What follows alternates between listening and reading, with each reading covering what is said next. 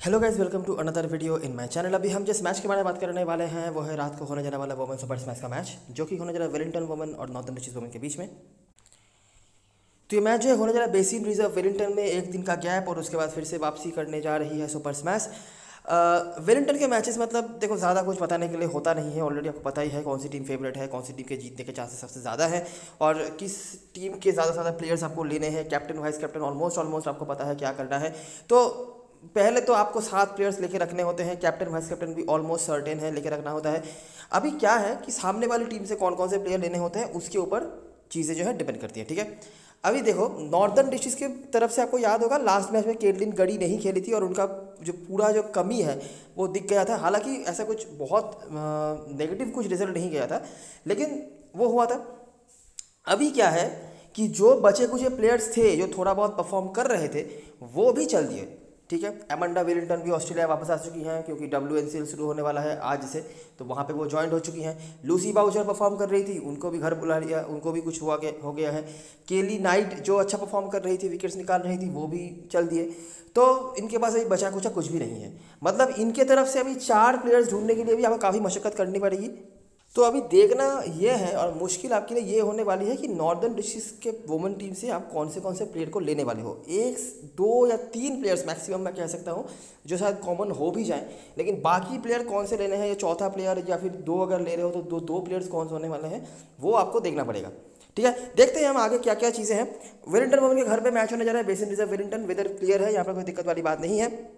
आखिरी 5 मैचों की बात करें तो वेलिंगटन 4-1 से आगे है। एक मैच जो मैंने को याद होगा, मैंने जो लास्ट वाला मैच था वेलिंगटन का कैंटरबरी के आगे से मैंने बताया हुआ था केट एंडरसन की बात, और केट एंडरसन ने उस मैच में भी बहुत ही बढ़िया परफॉर्मेंस करा था। मतलब मैच छीन ही लिया था लगभग, वो बाकी प्लेयर्स ने उनको उतना अच्छा कंट्रीब्यूट नहीं किया उनके साथ, इसीलिए। नहीं तो केट एंडरसन मैंने कई बार बताया हुआ है कि वो अच्छा करती हैं जब वो नॉर्दर्न डिस्ट्रिक्ट टीम में होती तब भी, तो उन्हीं के बदौलत एक मैच वो जीती थी नॉर्दर्न डिस्ट्रिक्ट की टीम। अभी तो वो भी नहीं है, तो देखते हैं आगे क्या क्या चीज़ है।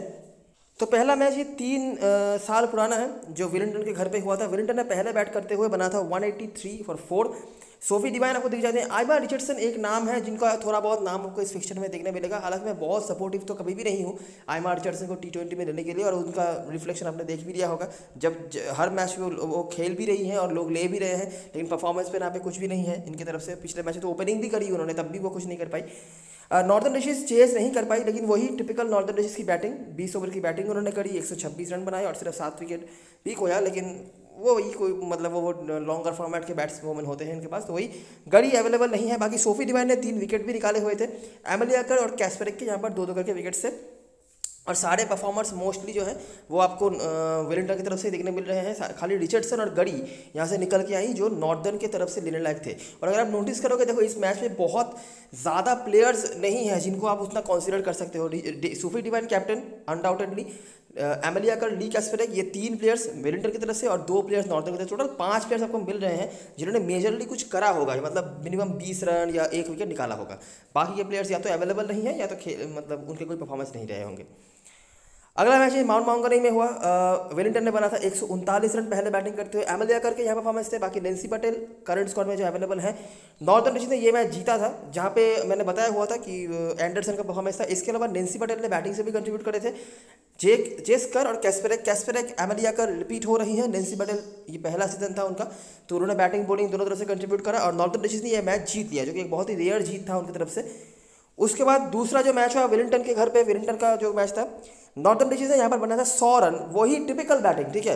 यहाँ पे रन थोड़ा अगर ज़्यादा होता तो शायद क्या पता, लेकिन एंडरसन ने एक अच्छी पारी खेली थी तो वो मैच जीत गए, जो आपको जीत नहीं सकते इनकी तरफ से यहाँ पर। लेकिन फिर से नॉर्दर्न डिस्ट्रिक्ट अपने पुराने अंदाज में वापस आ गई, 20 ओवर की बैटिंग भी करी, रन भी नहीं बनाया और विकेट भी ज़्यादा नहीं खोया। कैस्परिक जेस्का के नाम है जो ऊपर रिपीट हो रही थी, और मैटी ग्रीन ने बॉलिंग कराया, उन्होंने भी 1 विकेट निकाला हुआ था।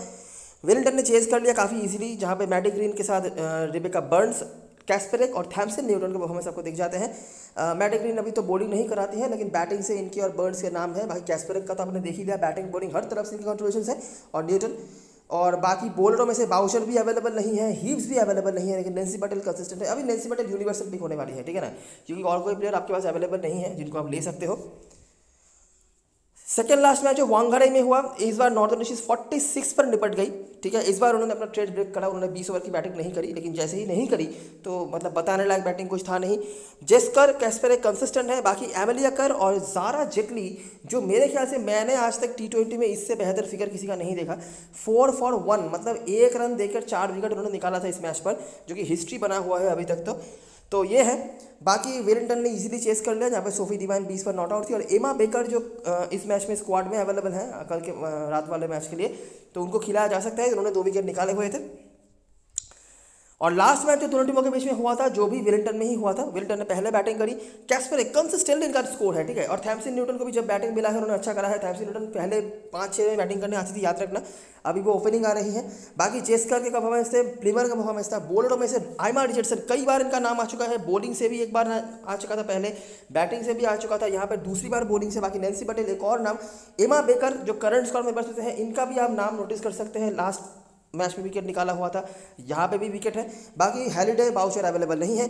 नॉर्दर्न डिस्ट्रिक्ट वही 20 ओवर बैटिंग करा, 100 रन पर वो निपट गए, जहाँ पर कैस्पर एक कंसिस्टेंट है, एमेलिया कर, सोफी डिवाइन, मानेका सिंह, जेस्कर। सोफी डिवाइन का नोटिस करो, सोफी डिवाइन बिल्कुल पहले वाले मैच पर 87 रन 3 विकेट, उसके बाद से उनका काफ़ी शांत रहा है। लास्ट मैच में उन्होंने ज़रूर 2 विकेट निकाला हुआ था, लेकिन बैटिंग से अभी तक उस एक मैच को छोड़ के कोई परफॉर्मेंस नहीं है।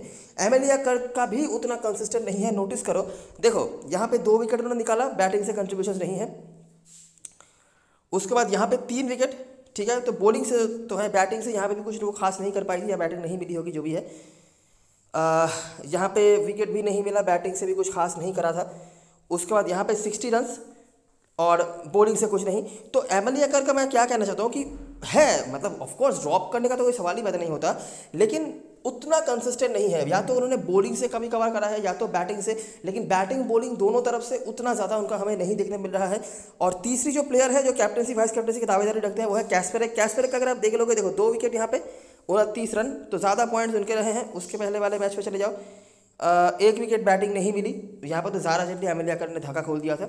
उसके पहले वाले मैच में चले जाओ, कैस्पर के 20 रन, तो बैटिंग मिलनी भी चाहिए, है ना, और 4 विकेट, फिर से हाईएस्ट पॉइंट स्कोरर वो बनी। उसके पहले वाले मैच में चले जाओ, यहाँ पे बैटिंग से कुछ नहीं कर पाई, और बॉलिंग से भी 1 ही विकेट निकाला हुआ था। और उसके पहले वाले मैच में भी शायद बैटिंग नहीं मिली होगी, और बॉलिंग से 2 विकेट। तो कैस्पर भी काफ़ी अच्छा कर रही है, स्क्वाड में है, लास्ट मैच खिलाया नहीं गया था, उनको रेस्ट दिया गया था शायद। तो ये 3 है, लेकिन सोफी डिवाइन कंपैरेटिवली मैं कहूँगा लेस कंसिस्टेंट है। बैटिंग हुई वो ज़्यादा प्रेफर करते हो उनको, हालांकि अभी बॉलिंग भी पूरा करवा रही है। लास्ट मैच में डेथ ओवर में बॉलिंग भी कराई थी उन्होंने, और उनके ही ओवर में मैच पलट गया था, जो उन्होंने ताहू का विकेट निकाला हुआ था, तो वो है। बाकी ये 3 ही आपके लिए बेस्ट ऑप्शन है। नॉर्दर्न की तरफ से 2 तो नाम आपके लिए आ गए, आइमा रिचर्डसन जनरली मैं नहीं कहता T20 में लेने के लिए, लेकिन और कोई ऑप्शन भी नहीं है आपके पास। नैन्सी पटेल, ये 2 नाम तो है ही। और एक नाम और हमें मिल रहा है, वो है एमा बेकर का। एमा बेकर ने लास्ट जो 2 मैच खेले हैं, दोनों मैच में उन्होंने 3 करके विकेट निकाले हुए हैं। इसके अलावा अगर आप कोई परफॉर्मर ढूंढने जाओगे, तो देखो बैटिंग से तो कोई आपको मिलने से रहा है, ठीक है, बैटिंग तो कतई बहुत ही खराब है। एक ही मैच में गड़ी ने 37 रन बनाया था, वही मेरे ख्याल से हाईएस्ट है, और वही एकमात्र स्कोर है जहाँ पर किसी नॉर्दर्न डिस्ट्रिक्ट के बैट्सवुमन ने 30 के ऊपर स्कोर बनाया होगा। बाकी बॉलरों में से रिचर्डसन, नैन्सी पटेल, बेकर इस मैच में करंट स्क्वाड मेंबर्स में से यहाँ पर भी बेकर आई थी खाली। उसके पहले वाले मैच में भी खाली नैन्सी पटेल, और बैटिंग से रिचर्डसन। उसके पहले वाले मैच में भी नैन्सी पटेल, बैटिंग बॉलिंग दोनों तरफ से। उसके पहले वाले मैच में गड़ी और रिचर्डसन, ठीक है। तो वही घिसे पिटे कुछ नाम, गिने चुने कुछ नाम जो हैं, जो करंट स्क्वाड में, बाकी हैलिडे के कुछ नाम आए होंगे या फिर और किसी के नाम आए होंगे, लेकिन वो करंट स्क्वाड में अवेलेबल नहीं है। अगर हम समराइजेशन पे आ जाएं, तो बेजुई डेनहाउट आपको दिख जाते हैं। बेजुई डेनहाउट मैंने बताया हुआ था कि 2-3 साल वो खेले नहीं थे, लेकिन इसके पहले जब वो खेले हैं रिसेंट मैचेस में, ऑफकोर्स उनका नाम आपको नहीं दिखेगा, लेकिन इसके पहले जब वो खेले हैं, इनके 31 के औसत रहे हैं। और मैं आपको बता दूं, 3 सीज़न पहले तक नॉर्दर्न डिस्ट्रिक्ट इस फिक्सचर में आगे भी चल रही थी, और वहाँ पे 3-2 से या फिर ऐसा कुछ आगे भी थी वो। रिसेंट समय में वो कोई मैच नहीं जीत पाए हैं, एक मैच को छोड़ के, वो जो एंडरसन वाला मैंने बताया। उसके पहले बेजुई डेनहाउट काफ़ी अच्छा करती थी, ठीक है, ये देखा गया है। 31 का औसत है, जहाँ पे किसी बैट्सवुमन के द्वारा 30 का क्रॉस नहीं हो रहा है, वहाँ पर अगर कोई प्लेयर 31 का औसत रख रही है, तो ये काफ़ी डिसेंट है, ठीक है ना। वेलिंगटन की तरफ से मैडी ग्रीन 50 का कोई स्कोर नहीं है, लेकिन 28 का औसत है, तो डिसेंट है। सोफी डिवाइन काफ़ी बड़ा है, एक 100 भी उनके नाम है, और एक 87 नॉट आउट का भी अपने ऊपर देखा था। लेकिन इन दोनों इनिंग्स के अलावा थोड़ा सा शांत वो रही है, और बॉलिंग से एक ही मैच उनका था, बाकी वो नहीं। ली कैस्पर कंसिस्टेंट रही है, काफ़ी नीचे बैटिंग आती है, देख लिया आपने, लेकिन जब भी मौका मिला है उन्होंने कुछ ना कुछ करा है। और बॉलिंग पे एमिलिया कर हाईएस्ट विकेट टेकर चल रही हैं, 11 मैच 17 विकेट। ठीक है, इसीलिए मैंने बताया कि एमिलिया कर या तो बैटिंग से चल रही है या तो बॉलिंग से, दोनों तरफ से अभी तक तो नहीं चला है। लेकिन ऑफकोर्स मैं स्मॉल लीग की बात नहीं कर रहा, बड़ी लीग में कुछ एक्सपेरिमेंट करना चाहते हो आप सोच सकते हो। स्मॉल लीग में एमिलिया कर, सोफी डिवाइन, ली कैस्पेरिक के आसपास ही आप जाओगे। ठीक है, तो ये चीज़ें हो गई इंडिविजुअलिटी के बारे में, और ये हो गई हेड टू हेड की बात है। अभी हम आ जाते हैं ग्राउंड के बारे में। ग्राउंड के बारे में भी जब आप बात करेंगे तो वही दोनों आपको दिख जाएंगे, एमिलिया कर, ली कैस्पेरिक। लेकिन ली कैस्पेरिक यहाँ पर थोड़ा सा बेहतर करती है। अच्छा, हेड टू हेड में हम थोड़ा बहुत वेलिंगटन के मैचेस को अगर फोकस पे रखने की कोशिश करें जो वेलिंगटन में हुए हैं, तो देखो ये जो लास्ट मैच था 154 फॉर 9, 9 विकेट्स गिरे, सामने वाली टीम के भी 9 विकेट्स गिरे, ये ध्यान में रखना। ठीक है ना। करंट स्क्वाड मेंबर्स में से आपको दिख जाती हैं कौन कौन से player. Plimmer, Kasperek, Thamsyn, Newton 38 run, highest scorer थी। नीचे बैटिंग आती थी तब, वो याद रखना, अभी तो ऊपर भी बैटिंग आएंगे। बाकी जेस्कर और रिचर्डसन और नेंसी पटेल यहाँ से। बाकी बॉलरों में से कैस्पेरिक बैटिंग के बाद बॉलिंग भी उन्होंने कराई। एमिलिया कर बैटिंग से कुछ नहीं था लेकिन बॉलिंग से 2 विकेट।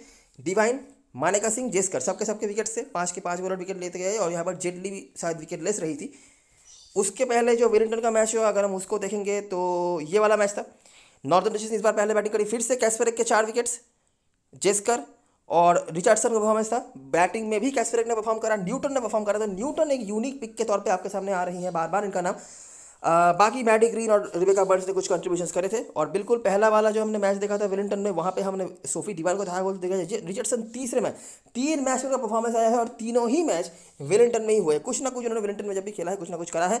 बॉलिंग पे फिर से सोफी डिवाइन बैटिंग के बाद बॉलिंग भी कराई, और कैस्पेरिक 2 विकेट और एमिलिया कर। तो कैस्पेरिक यहाँ पर कंपैरेटिवली बेहतर कर रही हैं, जैसे कि हम देख सकते हैं एमिलिया कर से।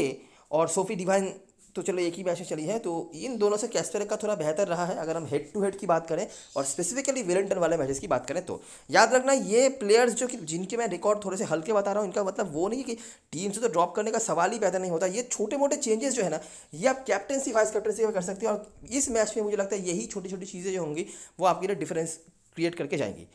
ठीक है, अच्छा, तो ये हो गई हेड टू हेड की बात है। अभी हम आ जाते हैं ग्राउंड के बारे में बात करने के लिए, और यहाँ पे तो 2 नाम आपने दिखाई दिया मैंने। इस ग्राउंड पे भी ऑलरेडी इस ईयर में एक मैच हो चुका है, तो ऑलरेडी आपको आइडिया होगा। और वेलिंगटन के मैचेस एक तरफे ही होते हैं, तो वहाँ पे कुछ वो वाली बात नहीं है, लेकिन फिर भी देख लेते हैं। तो पहला मैच जो था कैंटरबरी वुमेन के अगेंस्ट में, जहाँ पर रिबेका बर्न्स, एमिलिया कर, जेस्कर के कंट्रीब्यूशंस, कैस्पेरिक, जेस्कर के विकेट ज़्यादा रहे हैं। बाकी मानेका सिंह और न्यूटन ने भी एक विकेट निकाला। न्यूटन को भी बॉलिंग नहीं दी जा रही है, किसी टाइम पे दिया जा भी सकता है, उसके लिए भी तैयार रहना, लेकिन अभी नहीं दी जा रही है। तो यहाँ पर मेजर परफॉर्मर्स कौन थी? रिबेका बर्न्स थी। एमिलिया कर बैटिंग से कंट्रीब्यूट उन्होंने करा, जेस्कर बैटिंग से भी 20 रन, बॉलिंग से भी 2 विकेट, और कैस्पेरिक में जो मेजर परफॉर्मर्स रही है। अगले मैच पर आ जाते हैं वेलिंगटन बनाम ऑकलैंड, जहाँ पर भी हमें रिबेका बर्न्स देखने मिलती हैं। एमिलिया कर बैटिंग से कंट्रीब्यूट ज़्यादा उन्होंने करा। प्लीमर के स्कोर्स हैं, जेस्कर, कैस्पेरिक फिर से बॉलिंग डोमिनेट कर रही हैं, और जेटली के साथ डाउटी का एक करके विकेट रहा। अगले मैच पर आ जाते हैं जो लास्ट हेड टू हेड देखा, वहाँ पे भी हमने न्यूटन देखा, एमिलिया कर के बैटिंग से देखे, कैस्पेरिक देखा, प्लीमर देखा। कैस्पेरिक देखो हर मैच पे उनके कंट्रीब्यूशन ज़्यादा है। ठीक है, मतलब एमिलिया कर से ज़्यादा है, मैं जो कहना चाहता हूँ नोटिस करो। देखो पहला मैच देखो, एमिलिया कर 50 रन, कैस्पेरिक के 3 विकेट। तो होपफुली यहाँ पर उन्होंने ज़्यादा पॉइंट्स दिए होंगे एमिलिया कर से। बाकी जेस्कर का भी वही है, 20 रन 2 विकेट, मतलब ज़्यादा ही पॉइंट दिया होगा एमिलिया कर से। उसके बाद इस वाले मैच पे देखो, एमिलिया कर 42 रन लेकिन कोई विकेट नहीं, तो फिर से जेस्कर, कैस्पेरिक ने उनको क्रॉस कर दिया। तीसरे मैच में आओ, एमिलिया कर के 20 रन 2 विकेट, लेकिन कैस्पेरिक का नोटिस करो 37 रन 2 विकेट, तो उन्होंने ज़्यादा पॉइंट दिया एमिलिया कर से। बाकी जेस्कर यहाँ पर थोड़ा पीछे रह गई, और प्लीमर, न्यूटन इनके कंट्रीब्यूशन थे। अगला मैच जो 12 ओवर का मैच था, यहाँ पे भी बर्न्स 4 में से 3 बार नाम आ चुका है इनका ग्रीन के स्कोर से। बॉलरों में से एमिलिया कर और जेस्कर, जेटली के 2 विकेट्स, बाकी ये सब ने एक एक विकेट निकाला। तो यहाँ पे एमिलिया कर ने ओवरटेक कर लिया जेस्कर को। और लास्ट मैच जो हुआ था दोनों टीमों के बीच में, वहाँ पे हमने देखा क्या, एमिलिया कर 46, वही सेम चीज़ देखो, 46 रन 1 विकेट। ठीक है, तो कितना पॉइंट्स है? 46 रन मैं समझ लेता हूँ मैक्सिमम 60 पॉइंट्स। ठीक है, 1 विकेट के लिए आप समझ लो 85-90 के आसपास पॉइंट्स होंगे। और कैस्पेरिक ने यहाँ पर 3 विकेट भी निकाले हैं और 1 मेडन भी दिया है, तो लगभग एमिलिया कर की तरह ही पॉइंट या उससे ज़्यादा पॉइंट उन्होंने फिर से दे दिए बराबर। और जेस्कर, ये कॉम्बिनेशन बार बार काम पे आ रहा है इस ग्राउंड पे। बाकी जेटली का भी 1 विकेट था, और मैडी ग्रीन ने यहाँ परफॉर्म करा। ठीक है, तो जो बताने लायक चीज़ है कि इस ग्राउंड में ना कैस्पेरिक थोड़ा बेहतर कर रही है एमिलिया कर से। एमिलिया कर तो है ही, लेकिन उनसे ज़्यादा अच्छा कर रही है 5 में से 4 बार। एक बार एमिलिया कर थोड़ा ज़्यादा पॉइंट देखी गई। इवन जेस्कर ने भी यहाँ पर काफ़ी अच्छा करा है बॉलिंग से अगर देखी जाए तो, लेकिन जेस्कर की बैटिंग क्वेश्चन अपना नहीं देती है, तो आप कैस्पेरिक के ऊपर ज़्यादा यहाँ पर फोकस कर सकते हो। और इवन हेड टू हेड में भी हमने ये चीज़ नोटिस करी है। ठीक है। सोफी डिवाइन अभी तक नहीं खेली है इस ग्राउंड पे रिसेंट समय में, तो उनका वो नहीं है, लेकिन पहले भी जब उन्होंने खेला था उनके कुछ खास परफॉर्मेंसेस नहीं थे, ठीक है। प्लेइंग इलेवन की बात करें तो ये हो गई ग्राउंड की बातें। हेड टू हेड की चीज़ें हमने पहले डिस्कस कर ली, छोटी मोटी चीज़ें ही हैं, ठीक है ना। आप बहुत कुछ अलग लेके चले जाओगे यहाँ से, ये उम्मीद तो आप भी नहीं रख रहे होगे, लेकिन छोटी मोटी चीज़ें हैं जो आप यहाँ पे फोकस कर सकते हो। प्लेइंग इलेवन की बात करें तो नॉर्दर्न की तरफ से जो मेजर चेंजेस हैं वो है लूसी बाउचर नहीं खेलने वाली हैं, केली नाइट नहीं खेलने वाली हैं, और एमांडा वेलिंगटन भी अपने देश वापसी आ चुकी हैं। तो इन तीनों के जगह पर जो खेल सकती हैं वो है मारामा डाउन्स, श्रिया नायडू और इमा बेकर और हाँ सार्सफील्ड। ये 4 चेंजेस जो हैं हो सकते हैं, तो देखना पड़ेगा कि टीम क्या करती है। इनमें से देखिए बेसुरी रेनॉल्ड आपके पास डिफ़ॉल्ट बैटिंग ऑप्शन हो जाती हैं। सैम बारीवाल अगर आप दोनों बैटिंग ऑप्शन लेना चाहते हो तो ले सकते हो, मेरा कोई खास प्रेफरेंस नहीं होगा। आयमा रिचर्डसन, नैन्सी पटेल मेरे को लग रहा है डिफ़ॉल्ट ऑप्शन है। ये तीनों सबके टीम में होने वाले हैं। नैन्सी पटेल और आयमा रिचर्डसन के रिकॉर्ड भी ठीक ठाक है। आयमा रिचर्डसन मैं ज़्यादा सजेस्ट तो नहीं करता हूँ T20 में, लेकिन और कोई ऑप्शन भी नहीं है आपके पास। इसके अलावा कौन कौन से ऑप्शन हैं? बारीवाल अगर आप एक्स्ट्रा बैटिंग ऑप्शन देखना चाहते हो तो, और यहाँ से एमा बेकर अगर आप एक्स्ट्रा बॉलिंग ऑप्शन देखना चाहते हो तो एमा बेकर के रिकॉर्ड्स अच्छे हैं। इसके अलावा भी जो ऑप्शंस हैं जैसे श्रिया नायडू हो गई या सार्सफील्ड हो गई, इनको आप बड़ी लीग में एक आध टीम में ट्राई कर सकते हो, ज़्यादा उम्मीद किसी से भी नहीं रखना है, ठीक है ना। बेंच पे लामप्लू हो सकती हैं, लेकिन मेरे को नहीं लग रहा कि इनको खिलाया जाएगा, तो देखना पड़ेगा क्या करती है टीम। वेलिंगटन की तरफ से बताया जाए तो सोफी डिवाइन, थैम्पसन न्यूटन काफ़ी अच्छे रिकॉर्ड्स हैं, उनको जब भी बैटिंग से मौका मिला है उन्होंने अच्छा करा है।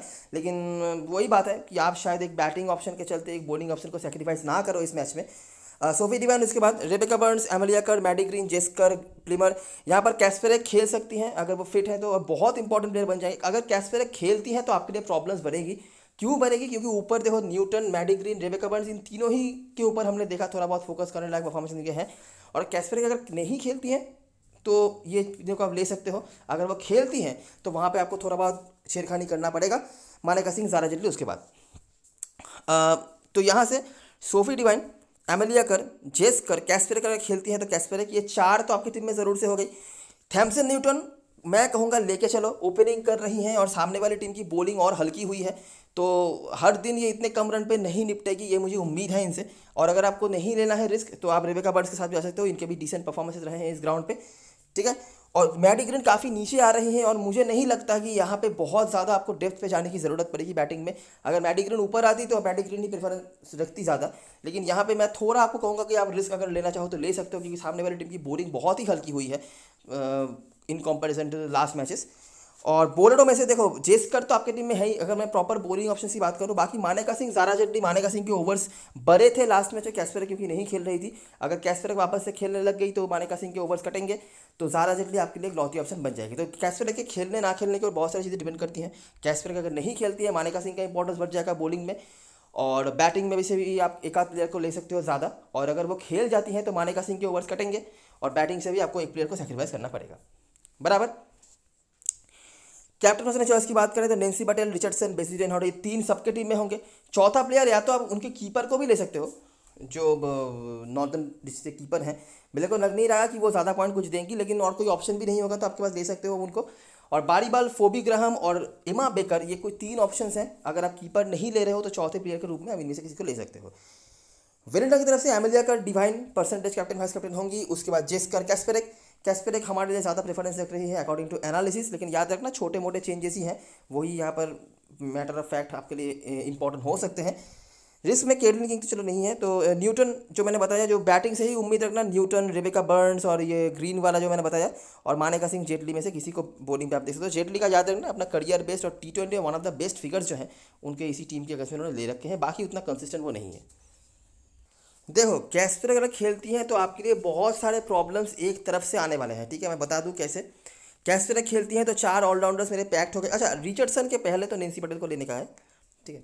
अच्छा, तो 4 ऑलराउंडर्स हमारे पैक्ट हो गए, तो हम यहाँ पे रिचर्डसन और नैन्सी पटेल दोनों को लेना चाहते थे, लेकिन पॉसिबल नहीं हो रहा है, ठीक है। नैन्सी पटेल परसेंटेज ज़्यादा होगा और मैं प्रेफरेंस भी उनको ही ज़्यादा करूँगा, लेकिन थोड़े बहुत अच्छे रिकॉर्ड्स रिचर्डसन के हैं, और जो 3 मैचेस उन्होंने अच्छे खेले इस फिक्चर में वो इसी ग्राउंड पे खेले हैं, तो वो एक पॉइंट है, ठीक है।